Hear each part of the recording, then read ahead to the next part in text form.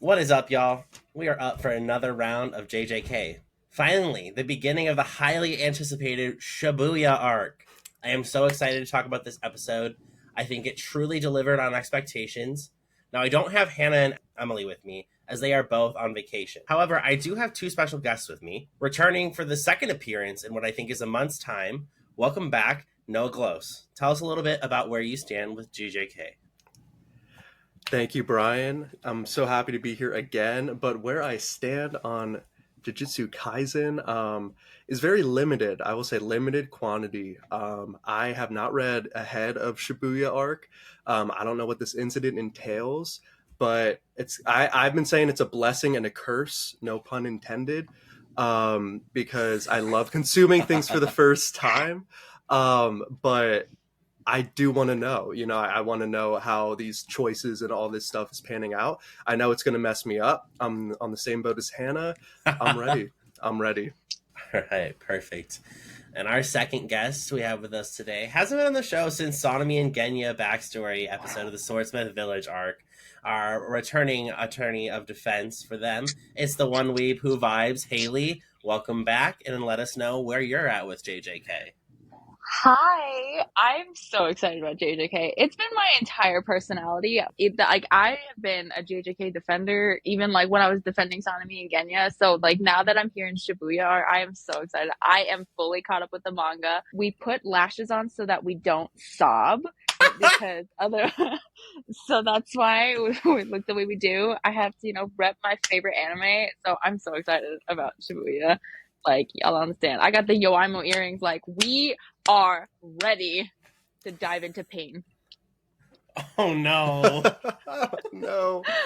It wouldn't be an God. episode of this podcast if I didn't make a reference to Naruto, but this world shall know pain. And this is exactly what that arc is. Oh, no. So we open no. the episode in present day.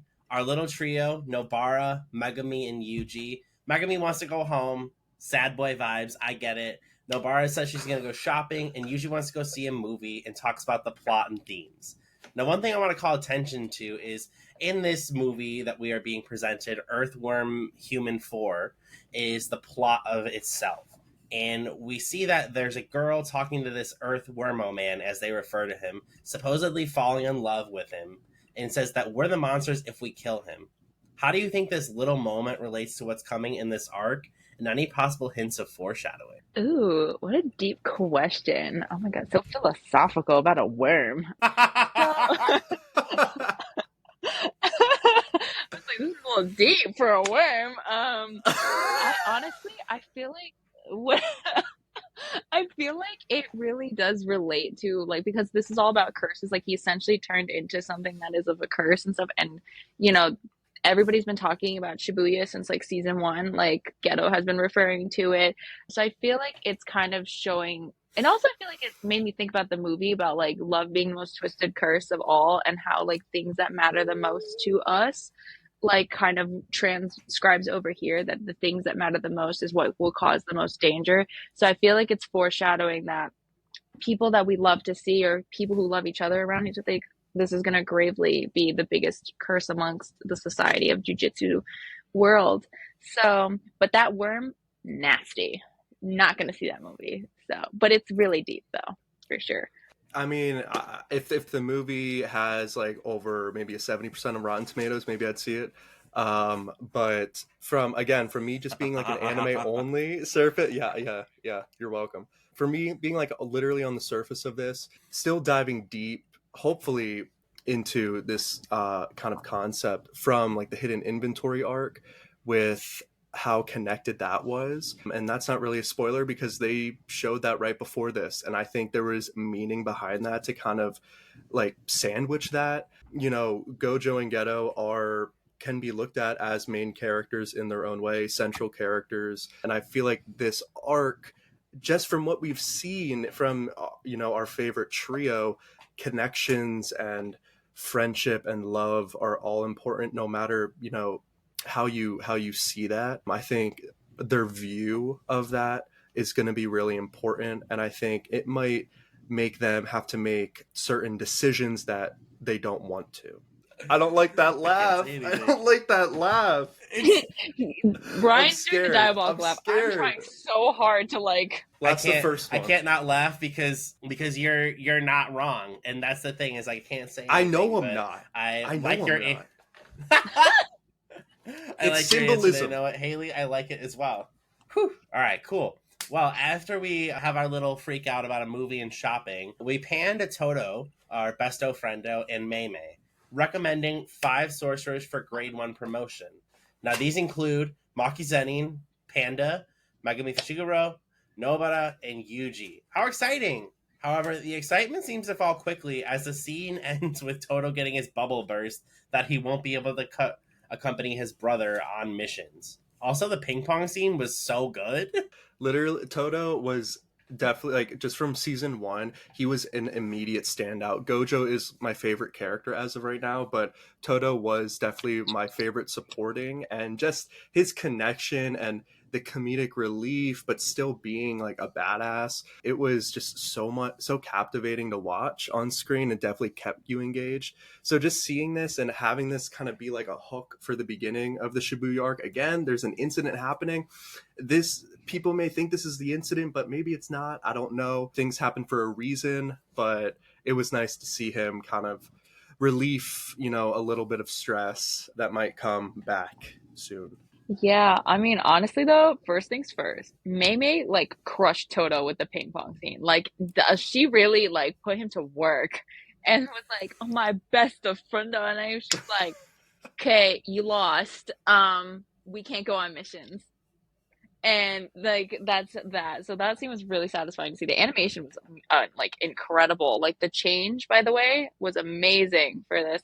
So clean. I'm so excited for all of our favorite characters to be considered grade 1 sorcerers, especially Maki in particular, because of her kind of disadvantage to everyone else that she can't really see curses without her glasses. So the fact that she's already being acknowledged as like a grade 1 sorcerer can kind of already show you where the direction this is going for the show, that everybody here with the potential that they have is going to be, it's going to be insane. So I'm so excited to see these types of missions too, and I feel like that could also be a part of the Shibuya incident, is like the missions that we saw in season 1 to the missions that we're going to see now is going to be like a slap to the face of how insane this is going to be.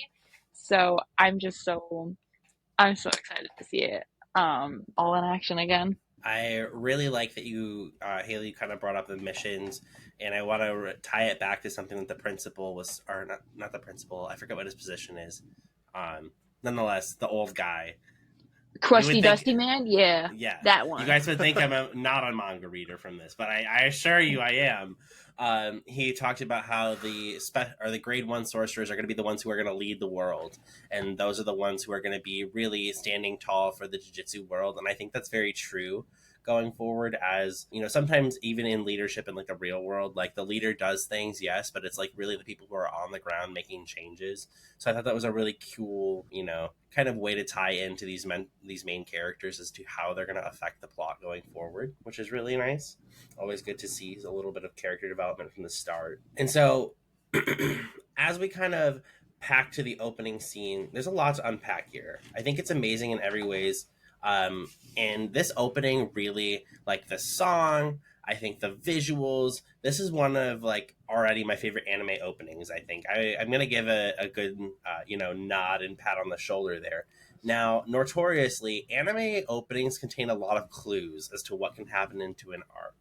Any predictions from Noah, or any just favorite call outs from this opening in general? Oh my God. This opening, we're not going to talk about this opening too extensively because of like when I was looking at this, I was like, oh, I'm like, oh.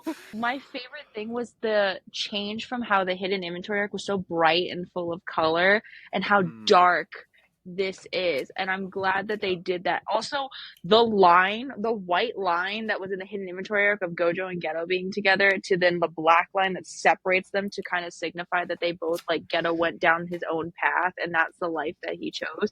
We're not going to talk about how that made me feel, because that's why these lashes won't serve its purpose right now. But in terms of cinematic parts, it was amazing, and I really liked that detail. Considering it went from them being like one and like the strongest to now them kind of forging their own path. That was one of my favorite details about it. And there's a certain detail that I would love to go further into, but it has Megami involved in the opening that was really, really excited to see more of my son's potential. So yeah, those were some favorite calls. My predictions is that we're gonna be a mess. Like, I'm not positive about many things, but I'm positive this is gonna wreck me, is what it's gonna be. So I am a head out. I'm just scared. I'm scared. Okay, I'm scared.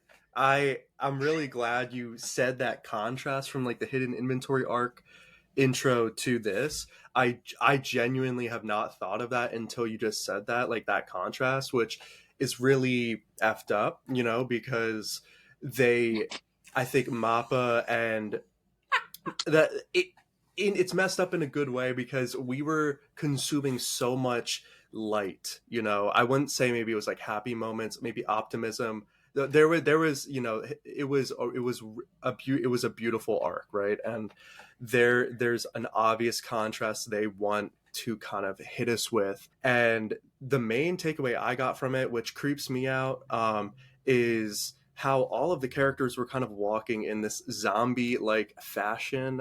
Maybe, you know, it was this kind of aesthetic. They started with the opening, and you know, you catch it right away, and you see all of our title characters that we're probably going to be, you know, seeing again from season 1 that we haven't seen from, you know, in hidden inventory, and it was creeping me out. Like it genuinely was, because it felt like, you know, they were kind of embodying this kind of zombie-like movement, you know, whether that was physically or maybe if they're mentally feeling kind of some sort of turmoil. But there were obvious zoom-ins and pans on certain characters that I feel like are gonna hit, you know, the more we watch, and then we're gonna look back on this intro and be like, wow, like, you know, we'll probably maybe cry, shed some, you know, a tear watching it, because we're gonna see how this beautiful opening encapsulates probably the turmoil that we're all gonna face.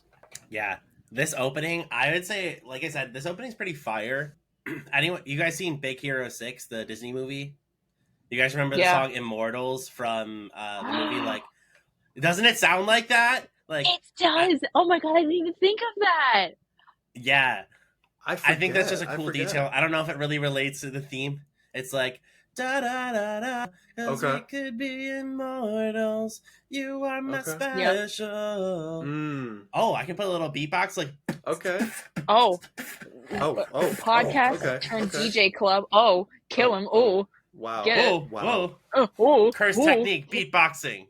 Grade 1. Mixtape. Oh, the other thing I wanted to talk about is Noah talking about how the characters we're going to see again. I love, you guys know this, I love villains, and I also love, like, the ugly characters, too. So I'm so excited to see Jogo back, my one-eyed boy. Stop. No, they're my least favorite. I'm going to stop you right there. Are you kidding me? He's great. You could have said any. Nah. You could have said any other character. He looks like Mike Wazowski's cousin. He literally is Mike Wazowski's cousin. What are you talking about? The one that nobody likes at the family function? No, he gives me nightmares. Like, why do you that's not horror. That's just him nightmare and fuel. Mahito. Those are two separate. Those two. Yeah, separate. Oh no, we're gonna like. Separate. Wait, well, hold on. What's that audio called? I'm gonna just have to like bring you back down to earth for a second. I love the enthusiasm. You are not going to like Jogo. You're not getting those Taylor Swift tickets. But I love the enthusiasm here. You're not gonna tell me that Mike Wazowski's cousin and a terrible cosplaying Frankenstein is gonna be your favorite things of Shibuya. Okay, I won't allow it. But I love the enthusiasm. I think it's more so what we know for what's to come. So we'll leave that there. I guess this is not a Jogo love account. No. Here we are. No. That was funny. That was funny you thought that. I know. You thought you ate that. No. I thought I was. The food is still on the plate. Untouched. Okay. All right, well, just before the opening plays, we see someone approach Nobara about being with Yuji. This picks back up after the opening finishes, as they're at a restaurant, and it looks like a former classmate of Yuji is around. Yuko Ozawa. We learn through a flashback that all of the girls in the class, even though she was being called fat, Yuji still found her appealing due to the small things about her. How does this characterize Yuji overall and influence how we perceive him, knowing that he saw these things that the other boys didn't as a teenager? This moment made me so happy, because they could have easily taken the writing, to that turn that you kind of were inferencing as it was going on, because that's what storytelling does. But it literally warms your heart, and honestly, for me, it kind of seals the deal with Yuji being just such a human being, and there is a lot of symbolism with that, because he kind of ate a finger. He was a little hungry, ate a finger, has something inside him, but there's a lot of humanity that we get with this first half of the episode, which I love. And so simple as a flashback and connection to the present, it just makes his character a lot more grounded and strong, especially on that human side. And I think we should really cherish that right now, because we might, that could be forgotten, or humanity could be forgotten, as we move forward. Wow. That was so philosophical. This My is what goodness. this is what I don't happens even know when if I you could research. top that. Okay, we're not doing this here. As a manga reader, we're gonna put that in timeout. We're gonna address that later. Okay, thank you. I'm gonna put a pin in that for now. Crazy. Anyways, as I was going to say before research was thrown at me, I think that I love my son Yuji. First of all, this just further proves my point that he's such a ray of sunshine, and he's like the purest being on planet. That the fact that he could still find her so appealing, he's not looking at the appearance, he's looking at the character and who the individual is, and he's looking past that. First of all, I also want to commend Jujutsu Kaisen for giving such great representation for this, of people with body shaming and things like that, and having this kind of being the main character being I don't care about what they look like I care about who they are as an individual. And with Jujutsu Kaisen being one of the most popular animes in the world, especially right now, this is the type of media that we should be seeing for all of the future generations to come, and even the generations now. I feel is such a great way of showing it, and I just adore Yuji for it, and I adore everyone at Mappa and Gege. The one time I will give Gege some slack about being a good person here, because normally I'm fighting Gege most of the time, but for this I will let it slide, in that since he was doing some good. So I really like this type of representation that they provided for the show. I think it was a really nice touch to it, and how they did it was so beautiful and executed exactly how I envisioned it would be. So I loved it. I thought that this was so sweet to see, just because they even asked him well, what about girls with big boobs and tall? And he's well, that's different. And it's he knows it's an idolized fantasy, of course, and realistically, judging people for who they are, not what they look like, is so important. So I really like how both of you are Yuji stans. We all stan Yuji in this house. I'm sure I brought this up on the podcast before, but I just want to make sure you guys are aware. In my book, Anya Forger, Yuji Isadori, they are soul siblings, no arguments. Okay. Absolutely. Yes. I saw a TikTok edit that was both of them going waku waku, and I was it's in. I saw that. Yeah, no, they are perfect. All right, well, glad we agree on something here. Yeah, because we did our research on that one. You know what? You gotta get philosophical sometimes. Sometimes, I feel that's what this arc is gonna entail too. I have to I'm just gonna wipe that psychology degree. I'm just gonna move that out of the frame. Wipe it. I got mine right there. I just can't. I can't move. I can't move it. Degree. All right. Well, eventually the slice of life does end, and so sad. We cut to a rain scene after the title card with Utsuhime flashing back to a conversation with Gojo and the trio showing up. Conversation starts off wild as she's specifically talking about someone who would be linking information to the bad guys on lower levels, and we cut to Mekamaru. Anyone expect this situation? I actually did, because you know what? I really did see this coming, because I was looking back to like season 1 before I watched the new season, and I was like, you know, it's kind of shady that like there's just how all this information keeps constantly getting out. Like, how do these curses know where Gojo is? How do these curses know like about the sister exchange event? Like, how else would they know about this type of information if there wasn't somebody like spewing like little pieces of information? And plus, if you really noticed from last season, Mekamaru wasn't in there a whole lot. Like, compared to everyone from Kyoto, I feel like he was like one of the few characters from there that we didn't really see a whole lot. Like, he had his moment with Panda in season 1, but like other than that, like that's really it. Like, you don't really see him. So that kind of made me a little bit suspicious about it. So when I saw that he was like kind of the person that was leaking the information, I was kind of not shocked by this, in the sense that he was being the traitor for it. And honestly, like, given his situation, like, he's constantly miserable. Like, he literally is in a bathtub full of his own blood, covered in bandages and stuff. Like, he can't really do much. So he's kind of like, what more does he have to live for, type of thing. So yeah, I wasn't really too shocked that out of everyone, it was him to do that. I do agree with that. The whole trader kind of thing does make sense with like the elements from season 1, kind of like inferring that. But from kind of like a timeline standpoint, from my view, I totally was not expecting that to be like the next thing to see, let alone I guess like involved with him. To be honest, like we all know there is, you know, a shit ton of characters in this story. Like, there is a ton, and I'm honestly and on it, and I did forget like a little bit of kind of his, you know, story and how he was introduced. So when I was watching it, I was trying to process, kind of remembering, you know, how important, you know, his impact. And then all of that slowly was kind of making more sense and kind of peeling of an onion when Geto and Mahito come into play. And that was just, you know, it was very tense. And yeah, definitely so unknown to what could be happening next with this.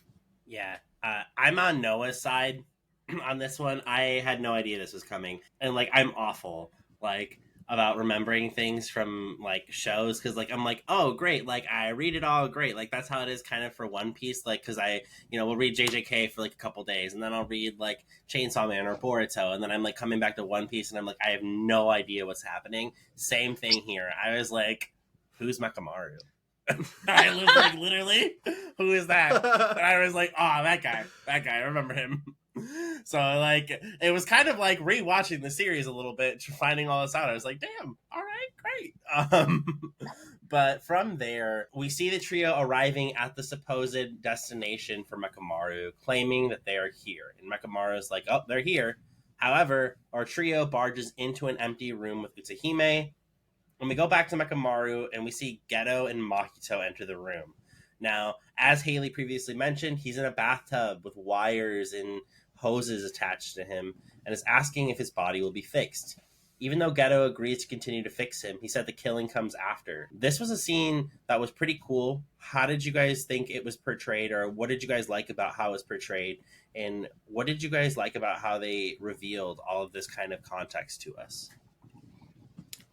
Definitely kind of when I was thinking about kind of like, you know, I didn't really know what was happening, forgetting Mekamaru, kind of like confusion. And it was, you know, starting to make sense once Geto and Mahito were coming into that picture, because, you know, we all know their dynamics, and especially Geto and Mahito, and seeing this interaction was really, really, you know, captivating, because they're all, you know, both of them together are very engaging characters, whether you like them or not. You know, they, you know, have goals and ideals that they kind of always want to aim at, you know, every time they're, you know, on screen or, you know, flipping the next page. But the MAPPA animation, and just, it was just it's just another introduction of how amazing they are and consistent they stay with the storytelling, and seeing Mechamaru, just all of that was crazy. Yeah, I really liked how that was really portrayed. I also really like Mekamaru like as a character itself, because paneling back to like hidden inventory arc, because they talk about Mekamaru having a heavenly pact or heavenly restriction, and we've now seen two sides of that spectrum where you have somebody like Toji, who is like he has a heavenly pact and he has no cursed energy, but he's got heightened senses. His physical strength is like crazy to the point of like superhuman level.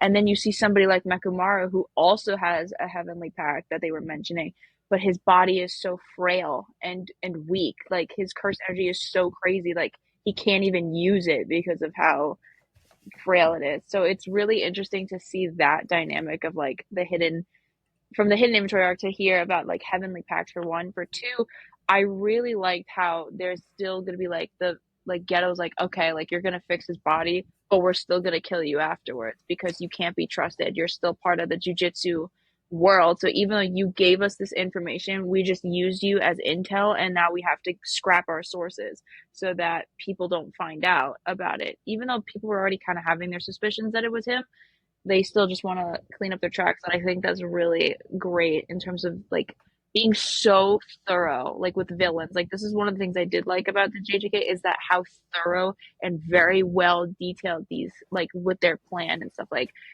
Ghetto is very much like we cannot make a single mistake at all. Like we have to make sure that we're not just going into this with pure emotion. Like there's a lot of logic in here. And that's what makes it so great to see, and especially for what's coming in the future, is that it's very calculated. And there's like, that's what I think I enjoyed the most about that particular scene. Damn, that was a lot. I don't think I Was a could lot to stand unpack. that. There was research done for that. Exactly. I did my research. I did my homework. I did my homework. Oh, and then Mahito from there is using his idol transfiguration to fix Mekamaru, and we see some really cool animation. Nonetheless, this scene is only just the beginning, but into the battle we go. It's a quick scene, but this was a cool exchange. What did you guys think about this little quick peek we had? As much as I don't like Mahito, I do think it was really interesting to see his technique being able to use to fix somebody rather than like turn somebody into a transfigured human. Like you're able to like correct it somebody's body, which I thought was really cool. I'm really, really excited about how this battle is going to go out, is because of now we're seeing like Mekamaru's true ability, like without any limitations now, since his body's been fixed. And I really liked the way that on both sides of this the coin of like how I said before, like Ghetto is still planning to kill him afterwards, even after they fix his body. However, Mekamaru also is like, oh, like just because I gave you information doesn't mean like y'all are safe. Like he was just like, I feel like it's very an interesting dynamic that they're both out to get each other, but they both betrayed their own things in their own way. So it's just kind of like this weird kind of like betrayal and trust and this and that. So it's a very unique fight to see. It's like a neutral gray area type of fight. Like there's nothing morally good or nothing morally bad about this. It's just very much a gray area in regards to this. And I think that's really cool. And I like to see that instead of having it being like a black or white situation, it's like, how do you really make a conclusion about this? It's just a good ass fight, is all I could say. Yeah, I completely agree with that. You basically like that was exactly how I felt, because it was, you know, like when I was watching it, you know, not knowing what's ahead, you know, I'm just like, shit, like this is cool, you know? Like I don't like Mahito at all either, but there was some the techniques and the kind of illustration to animation. Don't laugh. There's things that I'm scared to find out. But again, it does feel like kind of like a gray area, because we're seeing a lot of distrust, and I feel like that's going to be a common theme as we go along. No, I was just thinking about stating another hot take, but I don't want to be burnt at the stake today. No, give us your No. research. Tell us what your Come hot on. take is. You already talked about Mike Wazowski. It's Don't be fine. shy. It's fine. Yeah. You were trying to talk So, about Mike like, Wazowski's what if I were to unwanted tell you cousin. guys that I kind of like Mahito? And you also like Dome. I Do you think want a care Mahito. package of... I have a Yeah, care package Mahito of is the Mahito Doma stuff. of this series. He is. Ugh. That's why I don't like him. He is. Yeah, I don't like him. He's ugly, he's stupid. He literally is just like, it makes me want to vomit every time I look at him. And he's just weird. He's so creepy. Like, he's just like, I don't like his technique at all. Like, the way that he like turns people into these like nasty little like gremlins. And like on top of that, he's like, like whatever. Like, no, ew.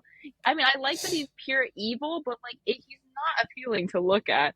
And he's just, ugh, gets on my nerves. I cannot stand him. So if you want a Mojito package, Brian, I have a bunch of Mojito stuff that I don't want for my shrine. I can't have it infect my Gojo shrine because that's how much I don't like Mojito. So I could gladly give you some Mojito. He needs it. He needs it. I'll send you my address later. Yeah, I will gladly give this to you because I don't want it in my house. I'm like, Cursed energy away. cursed energy. Ugh. All right. But we thought it was over after seeing Mechamaru possibly escaping, but really was gearing up for round 2. And he put the mech in Mechamaru right here. And he's starting to act like a transformer because all of a sudden he pops up out of the water. He like blows everything sky high. And he starts talking about how he has his own win condition for this fight, that he wants to get to Gojo. And we kind of see that is the one thing I like about JJK, just to kind of pause though, is like as things are happening and like they give you these clarifying moments with these little chibi figures, he like had these 3 plans lined out in his head of like, I'll text Gojo, I will get to Gojo physically, or I'm gonna call him. And even though he's a mole, he's still trying to get back to the JJK world. Kind of like Hayley mentioned in her previous answer. Isn't this a little strange?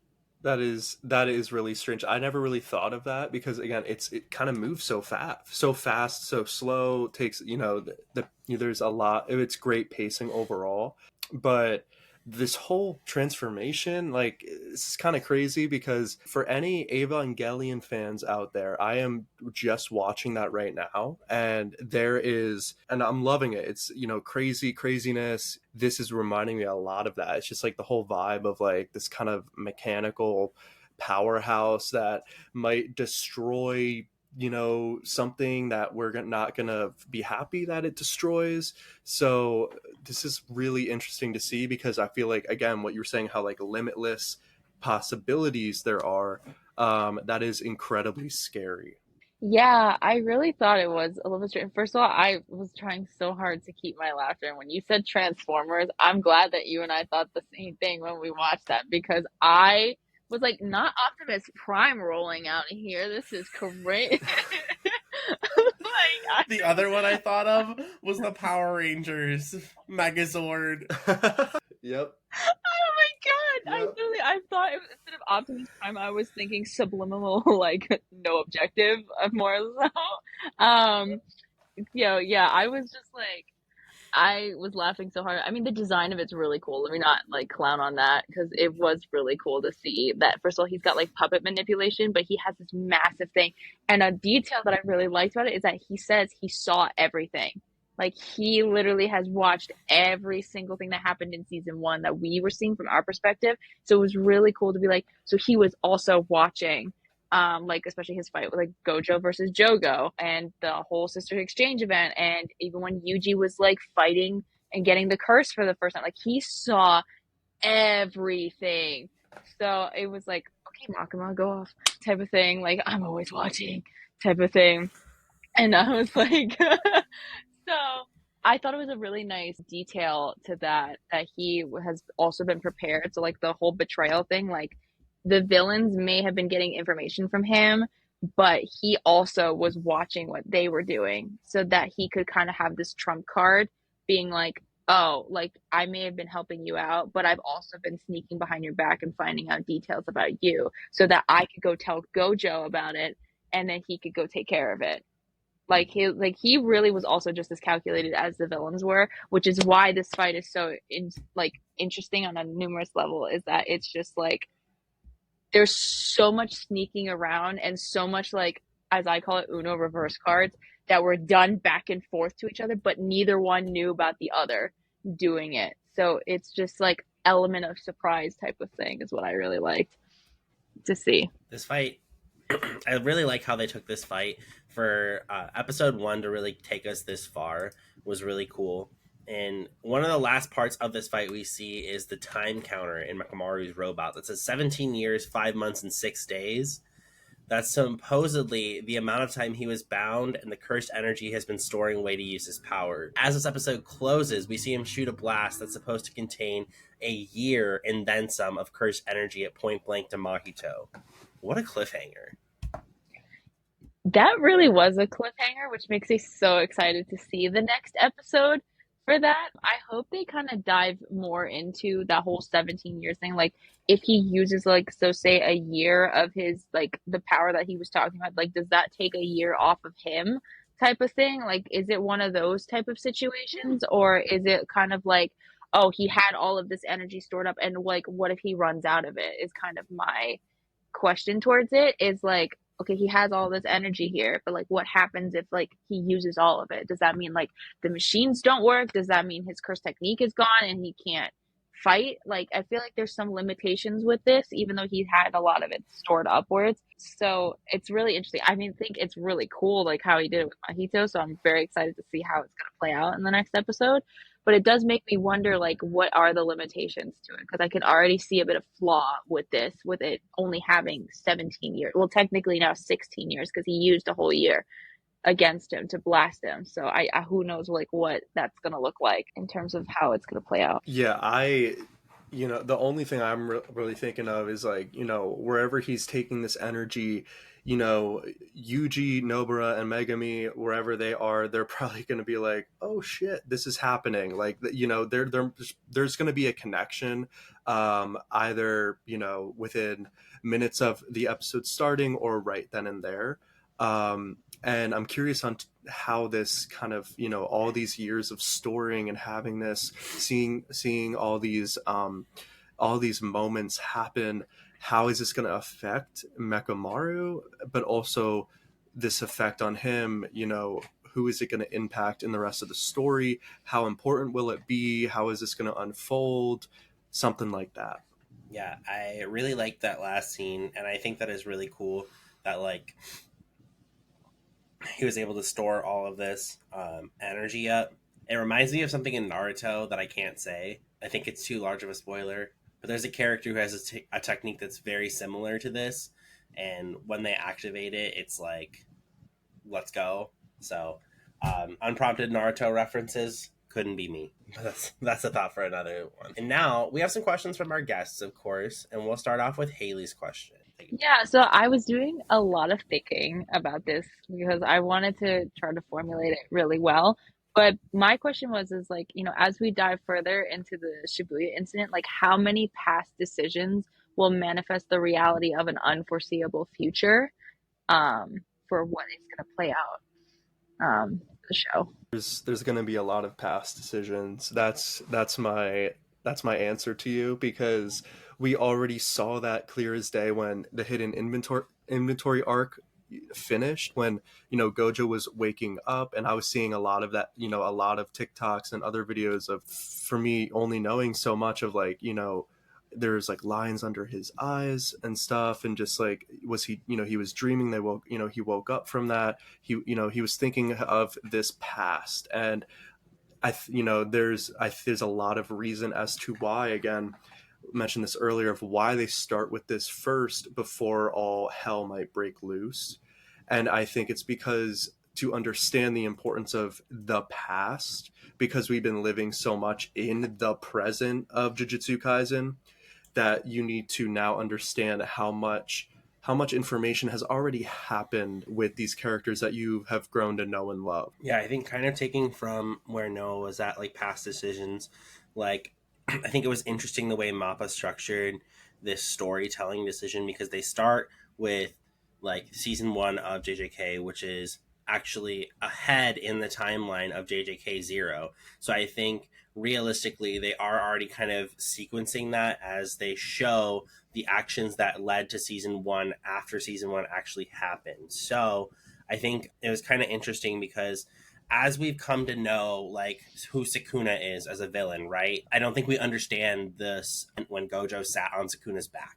Like as we get to know him more, like we understand the gravity of the moment and like the real meaning of what Yuji did by swallowing a finger. So I think that's really cool that you bring that up. That was a really good question. I like that one. And of course, we also have Noah's question. So go ahead. Yeah, so it's kind of crazy that we're really touching upon this as you know the more we were getting through this episode. But what I was thinking is, you know, betrayal and lack of trust. I feel like could be common themes. Now, could those two elements be an even more important theme the deeper we dive into the Shibuya incident? Yeah, definitely. We do already see some of that even with this opening episode, right? Like Mahito wanting to break the pact, but he only follows through with it for his own self-preservation. Looking forward, I think kind of like Demon Slayer, right? Like you have to be able to trust your teammates. And I think that's something that's going to become a very large component. And I think that's what's going to cause a lot of people to build attachments to characters in this arc, is because there is a lot of that teamwork from, you know, our supporting cast to our main trio. So I think that there's going to be a lot of things that revolve around being able to trust the characters to make the right decisions, and also them trusting their teammates. Yeah, I like fully agree that betrayal and a lack of trust is, I feel like that's just an entire theme. Like, not even just in the Shibuya incident, but this entire franchise. Like, if you look through JJK as a whole, like, that is always constantly mentioned. So I 100% agree that it's going to take a bigger expansion on that in the Shibuya incident, because it makes me think about, you know, as a whole, like with, you know, like as we keep saying, like the hidden inventory arc, which was such a beautiful lineup for bringing us back to the present. Like this gives us so much more context of what and how much deeper meaning of trust and betrayal really entails. And then also seeing it within the main trio itself. Like I always think about, like, in a way, like I don't think Yuji meant to betray like Megumi, who he just met, but in the first episode he was like, don't eat the finger. He ate the finger right out the gate, and like right out. So you're already seeing this like misbalance of trust already being bestowed upon us in this show. So I definitely think as we expand further into the Shibuya incident, it's going to really unravel in a way that people are not ready to see. And it's gonna hurt. So All right. Well, any final thoughts on the episode before we go off? Favorite uh moments? I mean, I feel like it was such a good episode. Like a great intro to the Shibuya arc. Like I was mentioning this earlier because the first half of the episode was chapter 64 of like the manga, so I really was worried about how they were going to incorporate that, since the hidden inventory arc, we skipped it and we went straight into chapter 65 for the hidden inventory arc. So I really liked how they were able to kind of bring that chapter back around and make it blend very well with what's happening in the manga, so that it doesn't feel like, oh, let's just throw this chapter in here so that you know, it's like whatever. I think it was executed really well to kind of be like, this may be one of the last moments that serotonin might course through my body. However, it was executed in a very nice way that it leads us for what's to come. So I thought it was done very well. And the foreshadowing was excellent for it. Awesome. All right. Well, going on to favorite moments. My favorite moment from today's episode was being able to see Mekamaru unleash. Even though he's a little bit of an antagonist, right? I think he has some really cool powers, and I'm really excited to see the rest of the fight. I think that's going to be a really interesting one. I just love mechs and stuff, so I think it's kind of a gimme for me. Yeah, I really agree. Mekamaru was always somebody that I was interested in because of how little information we got from him. So now seeing him fully unleash his true potential and stuff like this was so awesome to see. And how like he can do all of these things that we just are like, it's all a shock factor to all of us. Like a character that we kind of already knew, and now it's like we're like relearning it all over again, like you said before. And it's such a refreshing kind of experience to see somebody kind of take the limelight, even though he is kind of a bit of an antagonist, it's like it's still really cool to see. And it's almost like to me an antagonist versus an antagonist fight, which I feel like I don't get to see very often, but I think it's really great how they're choosing to go about it. I think it's going to be great. Yeah, I can't deny that moment is crazy and great, but I have to give love to the trio because that whole first half, as much as I know that we're not gonna have happy moments, like I know I get that, but I gotta take this time to I really love their whole bond and like the whole trio ness, because it just reminds me a lot of how these different worlds, of storytelling and the different pieces of anime we watch and read. These connections are so important, and again, like what Brian has said with these like attachments, and we've all kind of touched on that. I really just kind of wanted to end with connections are like really important to me, and just like seeing that on screen is so great. But we'll see that in different ways moving forward. We'll see how that impacts it, but yeah, they're definitely one of my favorite trios in all of anime that I've watched and read. There's something special that they have that I feel like other people may not have, that they kind of fill the gaps with. So yeah, it's really good to see. All right, awesome. Well, you guys both picked pretty good moments. I like both of them a lot. I especially like the comedy Noah of the slice of life, because like the I'll summon Yuji right now when Nobara is like fiercely texting him. That was great. It was perfect. But one last thing before we go. Of course, we have our Taisho era secret. Now Hannah's going to be super proud of me on this one, so I hope you're listening. This time, right? So the Japanese language doesn't really make an L sound. So if you take a look, actually, when Nobara is calling Megami to the restaurant, when she says URL, it's a soft L. So she says URL. And so it's like a soft R almost. So this is also the reason why the character from One Piece, Zoro, is sometimes referred to as Zolo, because of the English pronunciation of the word. So fun fact for the day. Because that's what I was actually confused, because I was talking to friends about it, and in the English translation of One Piece, it's written out as Zolo. It's not written out as Zoro, which is his Japanese name. So interesting. Fun fact. I did not know that. Yeah. Wow. I'm going to have to do some research on that one. Yeah. Extensive research on that one. Extensive. Like so much research on that one. That is actually really interesting, though. I actually really do want to do research on that, because I really don't. I didn't know that. All right. Well, thank you all so much for listening in today. It's been a really great episode, and thank you so much, both Hayley and Noah, for being the guests today. Super appreciate it. And of course, please don't forget to follow both of them on TikTok. Noah is at Noah Glows, and Hayley is at That One Weeb Who Vibes. And so please give them a follow, give them a like, go take a look at what they're doing. They both do really great content. So if you guys want to hear from us next week, of course, don't forget to follow us on TikTok at Hashira Half Hour. And we'll be back to continue the Shibuya Incident next week. But for right now, umai. Umai! You know what? That just took mine away. So, umai, man. Yo, Hayley, that was weak. Umai. Listen, he stole it from me. He went umai, and I was like, "Damn, I can't even like summon that from me." No, I was like, Rengoku speaks umai. to me. Rengoku's inside of me. He does. He's in here. He's in here. He's in my soul. He's in my soul. All right. Yeah. That's what I meant. He's inside.